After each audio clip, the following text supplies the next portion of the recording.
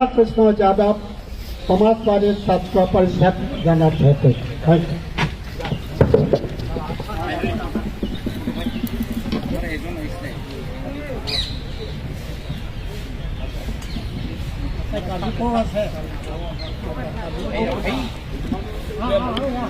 मंच पर उपस्थित सभी साथियों का क्रांतिकारी इस्तकबाल करता हूं।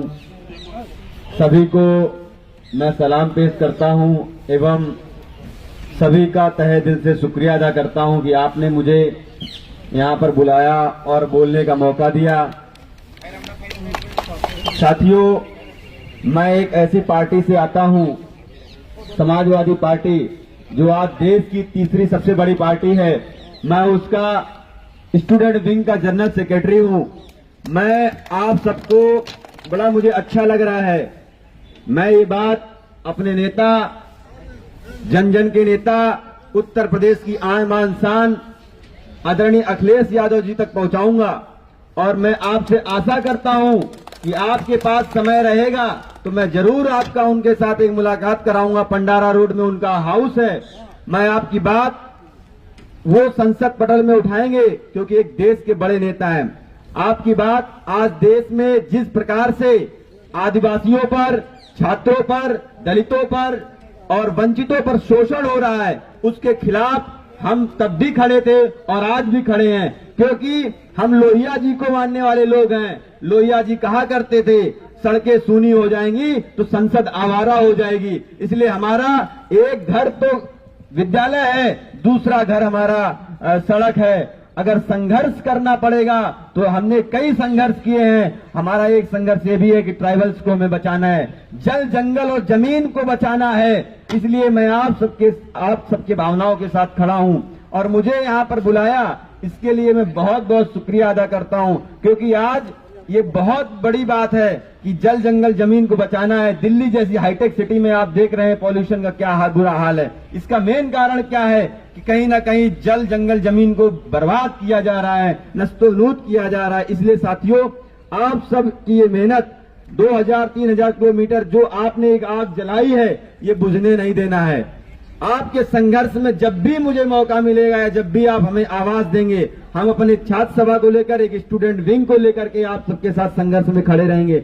लेकिन बात यह है कि आपको कमजोर नहीं होना है, आपके हौसलों को कमजोर नहीं होना है। जैसे हमारे हर्षित साथी ने कहा कि ये सरकार हमेशा आपके संस्कृति और कल्चर की बात करती है, लेकिन जब बात आती है आपके अस्तित्व को बचाने की, जब बात आती है आपके कल्चर को बचाने की, जब बात आती है आपके क्षेत्र में जो चीजें हैं उनको सुधारने की, उस पर ध्यान नहीं देती है। इसलिए आपकी यूनिटी ही सबसे बड़ी ताकत है, क्योंकि अगर एक नहीं रहेंगे तो लोग डिवाइड हो जाएंगे। जिस प्रकार अंग्रेजों ने बांटा था, ये आपको जातियों में बांट देंगे, धर्म में बांट देंगे, लेकिन आपको एक होना है और उस एक होने पर अपनी लड़ाई को मजबूती से लड़ना है।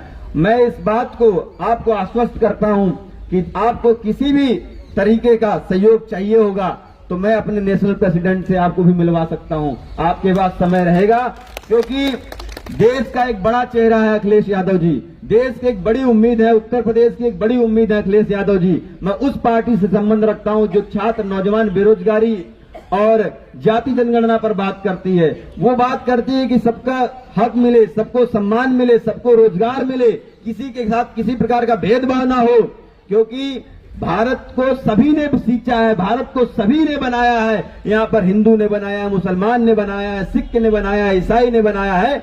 इसमें सबका योगदान है। इसलिए हमें बंटना नहीं है, क्योंकि लोग बांटने वाले बहुत आएंगे, आपको डिवाइड करने वाले लोग बहुत आएंगे, लेकिन डिवाइड नहीं होना है। आपकी लड़ाई कमजोर नहीं होनी चाहिए। आप जिस प्रकार से हम लोग विश्वविद्यालयों में नौजवानों की बात करते हैं, जिस प्रकार गरीबी की बात करते हैं, जिस प्रकार बेरोजगारी की बात करते हैं, जिस प्रकार की हम क्रांति की बात करते हैं, महिलाओं के शोषण के विरुद्ध की बात करते हैं, उसी प्रकार की मेरी एक आवाज ये भी है कि जो आपका आर्टिकल 244A है क्लॉज, उसमें जो प्रावधान होने चाहिए, सबके राइट्स की बात डॉक्टर B.R. अम्बेडकर ने कही थी। आज बाबा साहब B.R. अम्बेडकर होते तो आज आप सोच रहे एक और सुनहरा भारत देखने को मिलता।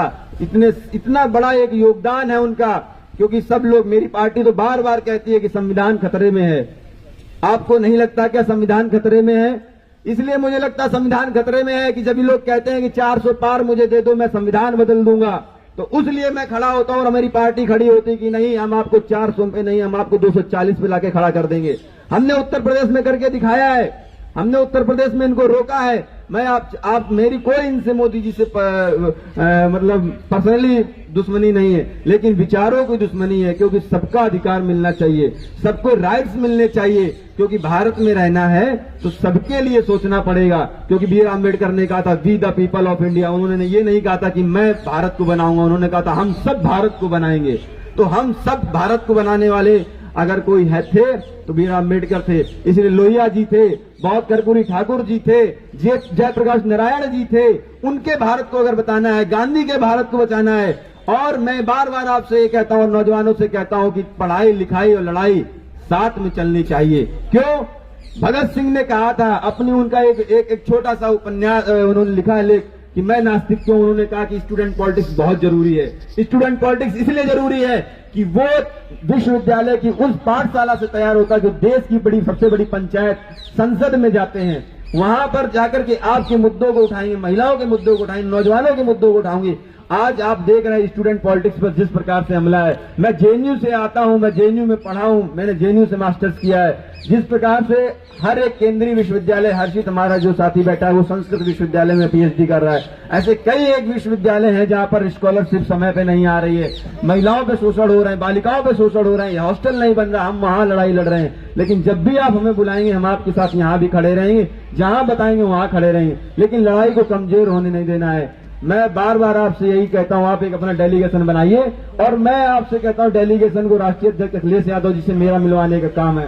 आप, क्योंकि अगर वो आपसे मिलेंगे, आपकी बात संसद में रखेंगे, देश की पटल में रखेंगे, एक बड़े नेता हैं, देश की आवाज जाएगी, देश में लोग जानेंगे कि किस बात की लोग मांग कर रहे हैं। इसलिए आप लोग एक डेलीगेशन बनाइए। मैं यही उम्मीद के साथ जय भीम, जय मंडल, जय समाजवाद।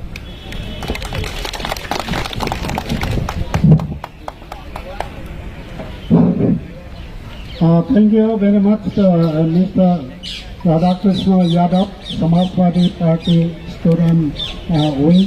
थैंक यू, बहुत बहुत धन्यवाद आपको, आपका जो भाषण दिया आपने इसलिए बहुत बहुत धन्यवाद।